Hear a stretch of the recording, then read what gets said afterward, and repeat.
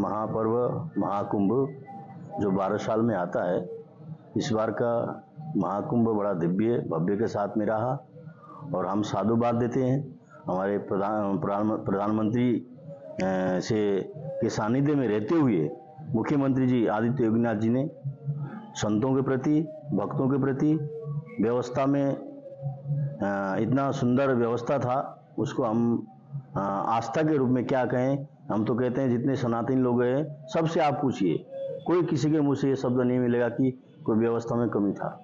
इसलिए हम सराहनीय हैं योगी जी।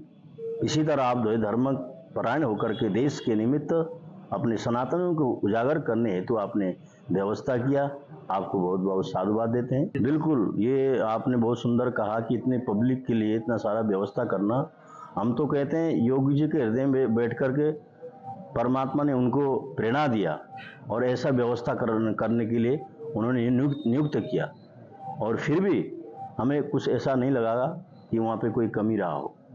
देखिए, भीड़ परिस्थिति जो आती है तो स्वाभाविक है कि स्नान करने के लिए हर कोई आदमी चाहता है कि हम स्नान करें, तो फिर भी हम सनातनियों से यही आग्रह कर रहे हैं कि आप लोग ने आकर के योगी आदित्यनाथ जी के सानिध्य में जो कुंभ का आनंद लिया वो सराहनीय है एकदम। बिल्कुल, जितने भी लोग गए होंगे स्नान करके उन्होंने बताया होगा जरूर, क्योंकि इस बार का कुंभ जो 144 साल के बाद आया, ऐसा कुंभ कि महाभारत काल में जो कुंभ आया था वो कुंभ 144 साल के बाद में प्रयागराज में लगा। इसलिए महत्वपूर्ण होने के कारण एक दूसरे के प्रति आस्था स्वाभाविक, हम लोग सनातनी है तो सनातनी के ऊपर स्वाभाविक आस्था जागृत हो जाता है। इसलिए सबके मन में ये होता है कि हम जाएं, है ना। इसी तरह प्रेरणा करना चाहिए और आके गोता लगाना चाहिए, हम तो ये कहते हैं। बिल्कुल, संतों के सानिध्य में मुख्यमंत्री आदित्य योगीनाथ जी के नेतृत्व में सभी संत महापुरुषों ने सराहनीय के साथ में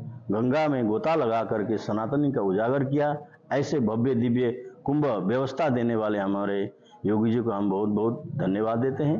और आने वाली जो अभी शिवरात्रि का भी स्नान है, ये कल्पवासियों का स्नान मानते हैं, पर्व स्नान, इसमें भी कुंभ का स्नान के रूप में दिया गया है। इसलिए जो बचे कुचे श्रद्धालु हैं वो भी आकर के शिवरात्रि के पर्व पर अवश्य गोता लगाएं, हम यही आग्रह निवेदन करते हैं।